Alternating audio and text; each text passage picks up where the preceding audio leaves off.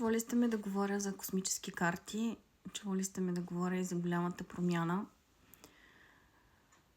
И наскоро започнах да осъзнавам каква е връзката между двете, особено с навлизането в транзита на Ген ключ 2, който всъщност е и ключалка в голямата промяна 2, и това е ключалката на плана.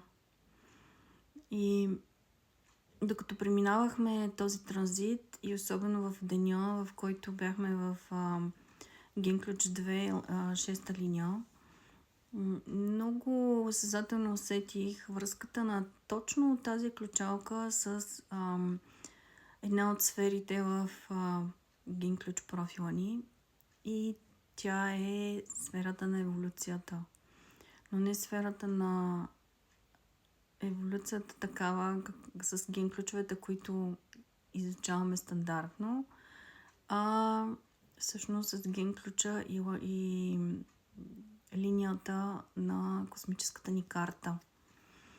Еволюцията е първият тригър в нашия профил и някак си естествено, когато трябва да закотвим плана във форма, което всъщност е ролята на ключалка 2, много естествено започва да подбужда и да събужда нашето съзнаване за нашата космическа сфера на еволюцията. Ако не сте разглеждали тази сфера,